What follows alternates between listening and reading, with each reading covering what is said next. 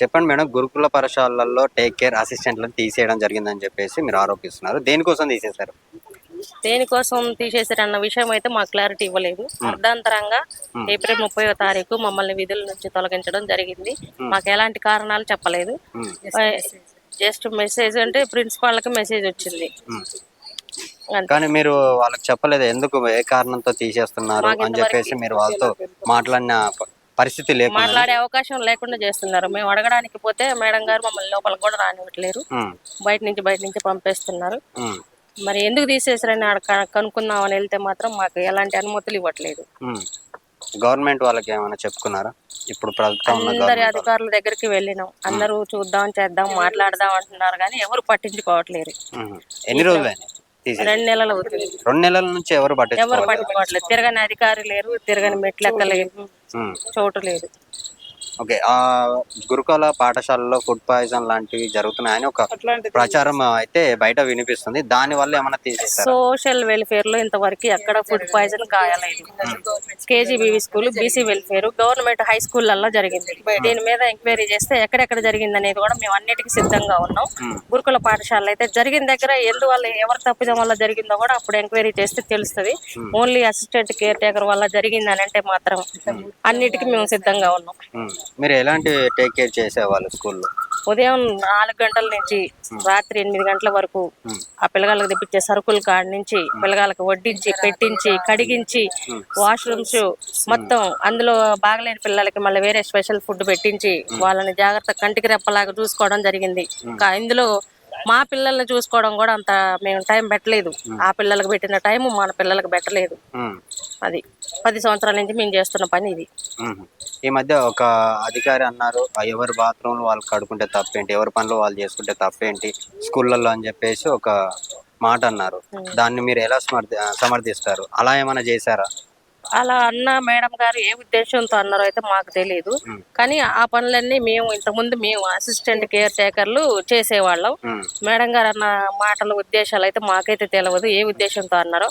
కానీ ఆ పనులన్నీ వాళ్ళు చేయడం కంటే వాళ్ళకు ఒక సపరేట్ వార్డెన్ పెట్టి ఆ వార్డెన్లతో చేయించడం, ఇన్ని 10 సంవత్సరాల నుంచి జరిగిన పనే అది. మళ్ళీ ఇప్పుడు ఆ వార్డెన్లు పక్కన పెట్టి ఆ పిల్లలతో చేయించడం అనేది చాలా బాధాకరమైన విషయం. ఆ పిల్లలు ఆ పనులు చూసుకుంటూ ఇటు చదువు మీద దృష్టి పెట్టలేకుండా అందరూ వెనకబడిపోతున్నారు. ఇప్పుడు మేము పనిచేసిన స్కూళ్ళకి వెళ్తే ఆ పిల్లలు ఏం మాట్లాడుతున్నారు, మేడం ఇన్ని రోజులు మీరు 10 సంవత్సరాల నుంచి మాకు అన్ని విధాలుగా అన్ని అందించారు, బాత్రూమ్లు కడిగించారు, వంట చేయించారు, అన్ని చేయించారు. ఇప్పుడు అవన్నీ మేము చేయాలంటే మాకు క్లాసులకు పోవడానికి టైం దొరకట్లేదు. మేము ఎనీ టైం ఇక్కడే ఉండవలసి వస్తుంది. ఏం చేయాలో మాకు అర్థం కావట్లేదు మేడం. ఇప్పటికి 1 నెల అయింది, క్లాసులు అర్థం కావట్లేదు. ఈ ఒక 10 రోజులు ఉండి 10 రోజుల తర్వాత పోతే అయిపోయిన సిలబస్ ని మళ్ళీ తిరిగి మాకు చెప్పడం జరగట్లేదు. మాకు చాలా ఇబ్బందిగా ఉందని పిల్లలు మాట్లాడుతున్నారు. 263 మందిని. ఇంతమంది ఎంతమంది వచ్చి అధికారులకు చెప్పుకున్నా ఇప్పటిదాకా ఎవరు పట్టించుకోలేదు. ఏ అధికారి కూడా మమ్మల్ని చేస్తాం చూస్తాం అంటున్నారు కానీ ఎవరు దృష్టిలోకి తీసుకోలేదు. అసిస్టెంట్ టేక్ కేర్ వాళ్ళని ఎందుకు తొలగించారు? దాన్ని మీరు ఎలా సమర్థిస్తారు? మాది నాగర్ కర్నూలు డిస్ట్రిక్ట్ పెదకొత్తపల్లి మండలం. మేము గత 10 సంవత్సరాల నుంచి మేము విధులు నిర్వహిస్తున్నాము. మే నెల నుంచి మమ్మల్ని అనర్గళంగా ఎలాంటి సమాచారం లేకుండా మమ్మల్ని ఎస్సీ గురుకులాల సెక్రటరీ అలుగువర్సిని తొలగించడం జరిగింది. ఈ రోజు మేము 260 మంది రోడ్డు పాలు కావడం ముఖ్యంగా అలుగువర్సిని నిర్ణయం మేరకే. కావున అందుకోసం మేము ఈరోజు ధర్నా చేపట్టడం జరిగింది, నిరసన కార్యక్రమం చేపట్టడం జరిగింది. ఈనాటికైనా ఇంతవరకు జరిగింది ఓకే, ఇప్పటి నుంచి అయినా మమ్మల్ని గ్రహించి మా యొక్క సమస్యల్ని అర్థం చేసుకొని మమ్మల్ని ఈ రేవంత్ రెడ్డి గారి ప్రభుత్వం మమ్మల్ని విధులకు తీసుకొని మాకు న్యాయం చేస్తారనే ఒక నమ్మకం అయితే ఉన్నది. కావున ఆ సెక్రటరీ మేడం అలుగువర్షిని గారి యొక్క నిర్ణయం మేరకు మమ్మల్ని వీధి పాలు చేయడం ఎంతవరకు సమంజసం? కొంత ప్రభుత్వం మమ్మల్ని గుర్తించి ఏదో రకంగా మమ్మల్ని విధుల్లో తీసుకొని మమ్మల్ని మా కుటుంబాలని ఆదుకుంటే మేము ప్రభుత్వానికి ప్రత్యేక ధన్యవాదాలు తెలియజేస్తామని కోరుకుంటూ, నోటీసులు లాంటివి ఏమన్నా అందించారా? ఇలాంటి సమాచారం ఇవ్వకుండా మమ్మల్ని తొలగించడం జరిగింది. మేము ఎలాంటి తప్పు చేసినా కూడా అలా విధానం బట్టి లేనే లేదు, ఏం తప్పు చేయలేదు. మేము ఎక్కడ కూడా రాజపల్లె పిల్లల యొక్క పౌష్టికాహారానికి మేము పూర్తి నాణ్యతమైనటువంటి ఫుడ్ను, ఆహారాన్ని మేము అందించడం జరిగింది. అయినా మేము మా యొక్క ఇంటి పనులు వదిలేసి పిల్లల కోసమే మేము ఉదయం 4:30 నుంచి రాత్రి 8 గంటల వరకు మేము ఫుల్ టైమ్గా పనిచేసి మేము పిల్లల యొక్క శ్రేయస్ కోసమే ఎల్లప్పుడూ పనిచేస్తూ వారి యొక్క ఆరోగ్యపరంగా ఫుడ్ పరంగా పూర్తి నాణ్యతమైనటువంటి ఫుడ్ను అందించడంలో మేము పూర్తి బాధ్యత వహించి వారికి పౌష్టికమైన ఆహారం అందించడంలో మేము పూర్తి విధులను నిర్వహించడం జరిగింది. కానీ ఈ మధ్య ఆ గురుకుల పాఠశాలలో ఫుడ్ పాయిజన్ అవుతుంది అని చెప్పేసి ఒక ప్రచారం జరిగింది. దాని వల్ల ఏమన్నా మిమ్మల్ని తీసిన ఒక కారణాలు అది కొన్ని చోట్ల ఉన్నది సార్. వాస్తవంగా అయితే ఎక్కడో జరిగింది. అది ఓన్లీ ఒక ఎస్సీ గురుకులాలో జరగలేదు, బీసీలో జరిగింది, మైనార్టీ గురుకులాలో జరిగింది, ట్రైబల్ గురుకులాలో జరిగింది, విత్ జెడ్పీ స్కూళ్ళలో జరిగింది కూడా, కేజీబీ స్కూల్లో కూడా జరిగింది. కానీ అక్కడ వారికి ఎలాంటి వారిపైన చట్టరీత చర్యలు తీసుకోలేదు. అవి వాటికంటే మేరుగా మేము కూడా న్యాయమైనటువంటి నాణ్యత అయినటువంటి ఫుడ్ను అందించడం జరిగింది. కానీ మమ్మల్ని అనర్గళంగా తొలగించడం మాకు చాలా బాధాకరమైన విషయం. నా పేరు నిరూప, వనపర్తి డిస్టిక్ పెద్దమందడి స్కూల్. గత 10 సంవత్సరాల నుంచి అసిస్టెంట్ కేర్ టేకర్గా విధుల్లో నిర్వర్తిస్తున్నాము. కానీ మమ్మల్ని నిర్దాక్షిణంగా ఈ విధుల నుంచి ఎందుకు తొలగించారో మాకు అర్థం కావట్లేదు. 4 గంటల నుంచి 8 గంటల వరకు రోజు మేము గురుకుల స్కూల్లో అసిస్టెంట్ కేర్ టేకర్ అంటే అగైనెస్ట్ వార్డెన్గా విధులు నిర్వర్తిస్తున్నాము. ఉదయం బ్రేక్ఫాస్ట్, లంచ్, స్నాక్స్, డిన్నర్ అన్ని పిల్లలకు సమకూర్చి వాష్రూమ్స్, డార్మెంటరీ, క్లాస్ రూమ్స్ అన్నీ క్లీన్ చేయించి క్యాటరింగ్ వాళ్ళతోటి, కిరాణా వాళ్ళతోటి అన్ని నాణ్యమైన సరుకులను తీసుకొని వాళ్ళకు ఎటువంటి అనారోగ్యం లేకుండా వాళ్ళకు అనారోగ్యంగా ఉన్నప్పుడు వాళ్ళకి సపరేట్ స్పెషల్ డైట్ ఏమన్నా చపాతీ, ఇడ్లీ, మిగతా వాళ్ళకి అన్నం అట్లున్నా వీళ్ళకి స్పెషల్ డైట్ అని మళ్ళీ వాళ్ళకి మన ఇంటి దగ్గర ఏ విధంగా కేర్ తీసుకొని వాళ్ళను హెల్త్ జాగ్రత్తగా ఎలా చూసుకుంటామో ఇక్కడ కూడా ఒక మదర్ లాగా అలాగా కేర్ తీసుకొని వాళ్ళను చూసుకుంటుంటే మమ్మల్ని నిర్దాక్షిణంగా విధుల నుంచి తొలగించారు. ఎందుకు తొలగించారో అర్థం కావట్లేదు. మాకు 14,170 జీతము అంతే. మాకు నెలకి ఏమైనా లక్షల జీతం ఇస్తున్నారా మమ్మల్ని? ఒకవేళ అవునబ్బా లక్షల జీతం ఇస్తున్నారు, ఏమైనా ఇబ్బంది అవుతుంది అని అనడానికి 14,170 జీతం ఇచ్చి మమ్మల్ని విధుల నుంచి మాకు గత 10 సంవత్సరాల నుంచి చేస్తున్నాం. ఏమైనా ఉద్యోగాలు మా సబ్జెక్ట్ కూడా పోయింది. మాది MA BEd. వేరే ఉద్యోగం చేయడానికి కూడా మాకు ఏజ్ కూడా అయిపోతుంది. మళ్ళీ మా విధుల నుంచి మమ్మల్ని తీసుకొని మాకు ఉద్యోగ భద్రత కల్పించాలి. అలాగే మాకు టైమింగ్స్ కూడా కొంచెం మార్చాలి, జీతం కూడా పెంచాలని మేము డిమాండ్ చేస్తున్నాము. సంవత్సరాల నుంచి మేము గురుకులాల అసిస్టెంట్ కేర్ టేకర్గా జాయిన్ అయ్యి చేస్తున్నాము. చేసినప్పటి నుంచి మాకు సిటీలు అనేవాళ్ళు ఉండేవాళ్ళు, గవర్నమెంట్ ఎంప్లాయీస్ని మాకు పెద్దలుగా మాకు అపాయింట్మెంట్ ఒక 3 నెలలు వాళ్ళు చేస్తుండే. వాళ్ళు మాకు కనీసం వీక్ ఆఫ్ కూడా ఇవ్వకుంటుండే. నువ్వు పోతే ఇక్కడ ఎవరు చూసుకుంటారు? సండే అనకుండా, పండగ అనకుండా, పిల్లల్ని చూసుకోకుండా, కుటుంబాలను చూసుకోకుండా, సరే వీళ్ళే మా పిల్లలు, వీళ్ళే శ్రద్ధనే మా శ్రద్ధ అనుకొని మేము రాత్రి అనక పగలనక ఉదయం 4 గంటలకు లేస్తే రాత్రి 10 గంటల వరకు కూడా చిన్న ఫోన్ వచ్చిన చిన్న కూడా మిస్టేక్ అయితే మమ్మల్ని ప్రిన్సిపాల్ అట్లా తిడుతుండే. సరేలే పోతే పోకోక అని చెప్పేసి మేము అట్లా విధులు నిర్వహించినా కూడా ఈరోజు ఈ ప్రభుత్వానికి మా మీద కనికరం రాలేదు. ఎందుకు తీసేసిందో ఇంతవరకు మాకు అంతు పడతలేదు. ఎందుకు ఇంత తక్కువ జీతానికి ఎవ్వరు చెయ్యరు సార్. ఏ ఒక్క గవర్నమెంట్ ఎంప్లాయీ మా అంత ఈ అసిస్టెంట్ కేర్ టేకర్లకు ఉన్నంత ఇబ్బంది గురుకులాలలో ఎక్కడా లేదు. ఉగాది పండుగ వస్తే ఆ రోజు ఏదో ఒక స్పెషల్ స్వీట్ చేయడం కానీ, భక్షాలు చేయించడం కానీ, ఇంకేదన్నా పండుగ వస్తే రంజాన్ కావచ్చు, ఇంకేదన్నా కావచ్చు, మాకు వీక్ ఆఫ్లు అనేదే లేకుంటుండే. పిల్లలకి స్వీట్స్ చేయించాలి. ఆ రోజుకు సంబంధించిన మొత్తం ఫుడ్ ఐటమ్స్, మొత్తం మెను ఆన్లైన్ ఎంట్రీస్ కానీ, మొత్తం ఫుడ్ పిల్లలకి ఇవ్వడం కానీ, వంట వాళ్ళు టైంకి వచ్చి పిల్లలకు వడ్డీ ఇవ్వడం కానీ, చికెన్, మటన్, ఇంకా వేరే ఐటమ్స్, అదర్ ఫ్రూట్స్, ఇంకా వేరే ఐటమ్స్ వాళ్ళకి ఏం తెప్పిస్తే వాళ్ళు మంచిగా తిని వాళ్ళ చదువు వాళ్ళు చదువుకుంటారని ఎప్పుడు పిల్లల ఆలోచన. పిల్లల హాస్టల్ ఎట్లా అయితే మాకు మంచి ఏ పెద్ద అధికారి వచ్చినా మా మీద ఎలాంటి రిమార్క్ పెట్టకూడదని చెప్పి అసిస్టెంట్ కేర్ టేకర్ అనే పదం మేము మర్చిపోయి ఒక వార్డెన్కి మేమే ప్రిన్సిపల్ ఏమో అన్నట్టుగా మేము అట్లా సేవలు అందించినాం సార్. అట్లా సేవలు అందిస్తే కూడా ఈ అలుగువర్షిని మా మీద ఏమాత్రము దయ చూపించకుండా ఇప్పుడు ఎలాంటి మాకు నోటీస్ ఇవ్వకుండా తీసేయడం జరిగింది. ఆమె ఎందుకు తీసేసిందో ఇప్పటి వరకు మాకు అర్థమైతలేదు. అది కూడా కేవలం 13,000కు మేము చేసినాం. 13,000 కూడా పెంచుతాం అని చెప్పేసి మాకు జరిపిండ్రు. కానీ ఇంతవరకు జీతం పెంచడం కానీ, లేకపోతే మీకు ఈరోజు ఈ సెలవు ఉంది తీసుకోండి అని కానీ ప్రిన్సిపల్ కానీ అక్కడ ఉన్న గవర్నమెంట్ ఎంప్లాయీస్ కానీ మాకు ఎవ్వరు చెప్పలేదు. మేము సెలవులు లేకపోయినా సరే చేసినాం. ఇన్ని సంవత్సరాలు పిల్లలే మా పిల్లలు, ఆ పిల్లలే మా పిల్లలు అనుకొని మా కుటుంబాలకు మేము దూరంగా ఉండి కూడా మేము చేసినాం. అయినా సరే ఈ అలుగు వర్షిణి అనే సెక్రటరీ వచ్చి మమ్మల్ని ఉద్యోగాల నుంచి తొలగించింది.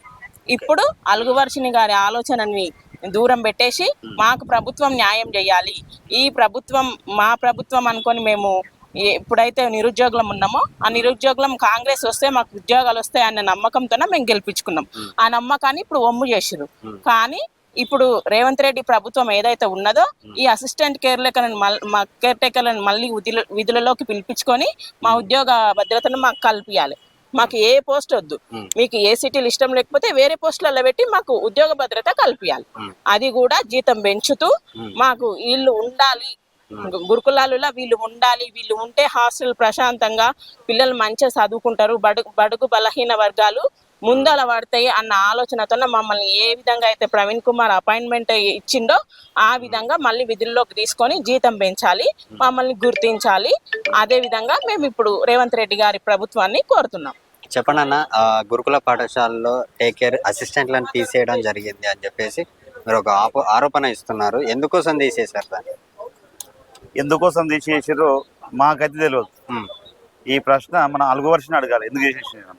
2015 జూలై నుంచి మేము 2025 ఏప్రిల్ 30 వరకు మేము పని చేయించుకున్నారు.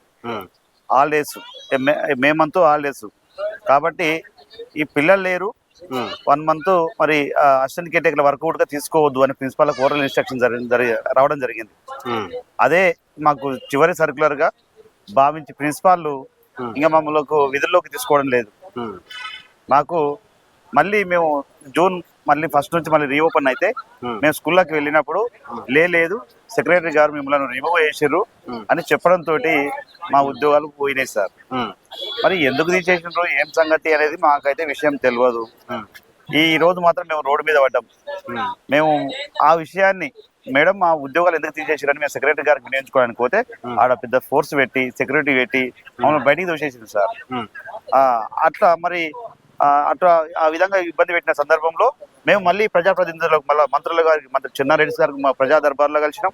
తర్వాత పొంగులేటి శ్రీనివాసరెడ్డి, తర్వాత పొన్నం ప్రభాకర్, తర్వాత చాలా మంది అట్లా మంత్రులను కలుసుకున్న సందర్భంలో వాళ్ళకు తప్పుడు సమాచారం ఇస్తుంది. ఏమని అంటే అసిస్టెంట్ కేర్ టేకర్లు వీళ్ళు మరి వీళ్ళ వల్లనే ఆ స్కూళ్ళల్లో సోషల్ వెల్ఫేర్ స్కూళ్ళల్లో ఫుడ్ పాయిజన్ కారణం వీళ్ళే, స్లీపింగ్ సార్టేజ్ సరిగా చూసుకోవట్లేదు అని తప్పుడు సమాచారం ఇవ్వడంతో వాళ్ళు సరిగా మనకు స్పందించడం లేదు.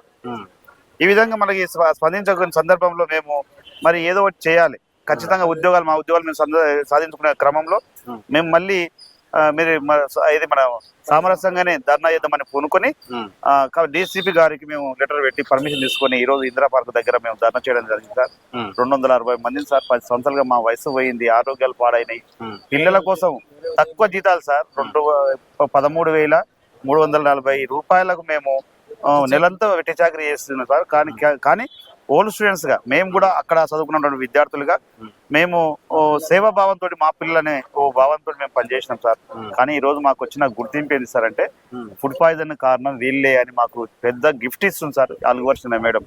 దానికి ఆధారాలు ఏమన్నా వాళ్ళ దగ్గర ఉన్నాయా? ఏం లేదు, ఫుడ్ పాయిజన్ అయ్యిందని ఏం లేదు సార్.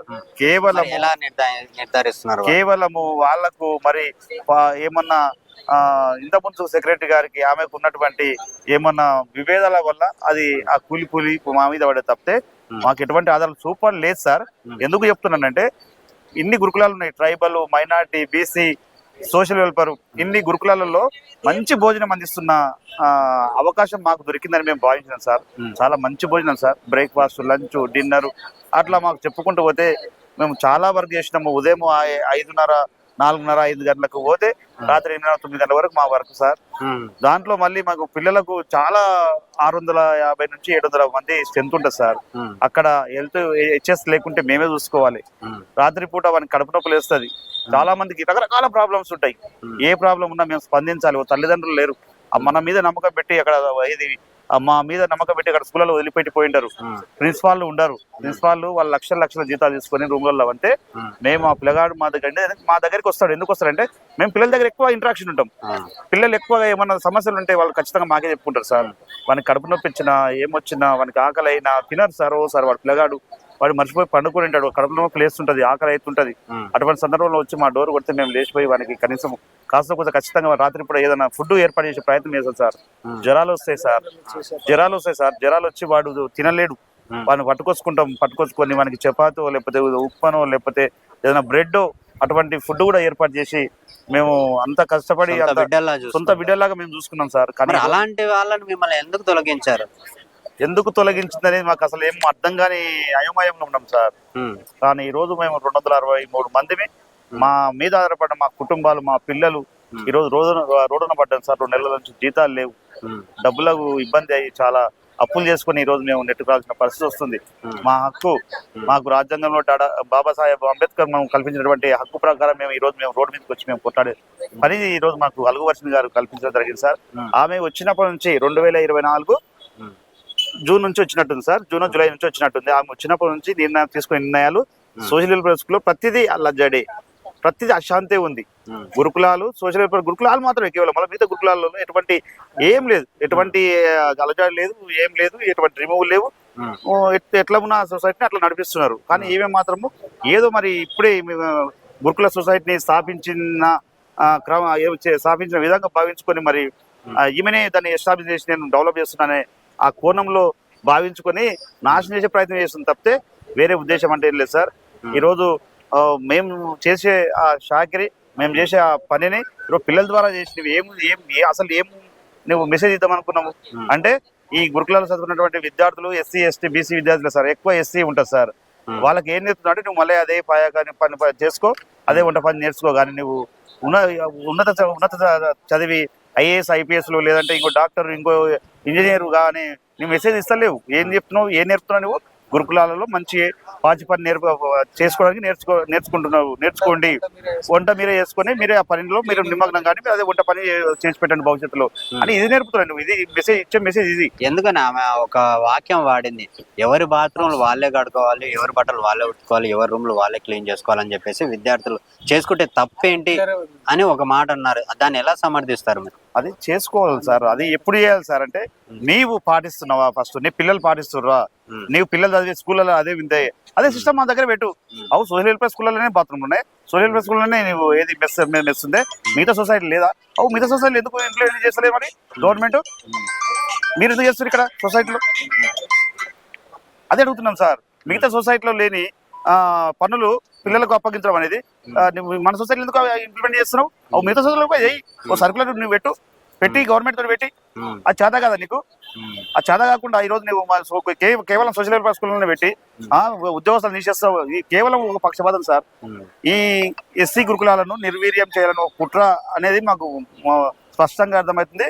ఈమె కేవలము ఇది ఏమంటారు కదా ఎస్సీ ఎస్టీల పైన పెద్ద కుట్రపూరితంగా వ్యవహరిస్తుంది అనేది మేము భావిస్తున్నాం సార్. ఇది పెద్ద కుట్రనే ఉంది.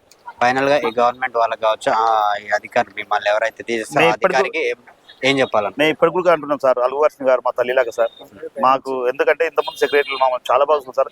7,500 జీతం సార్ మాకు 2015లో.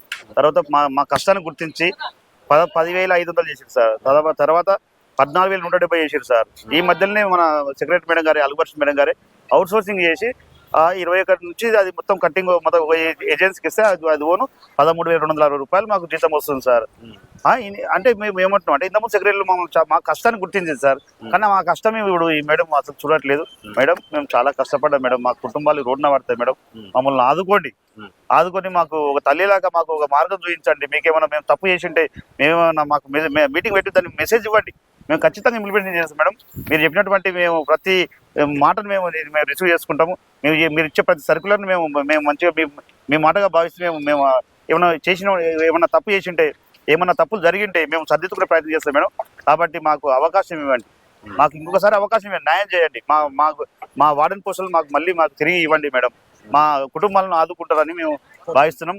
అట్లే మన గౌరవనీయులు మరి రేవంత్ రెడ్డి గారు, మా సీఎం గారు సార్, మీ దృష్టి కూడా మేము తెస్తున్నాం సార్.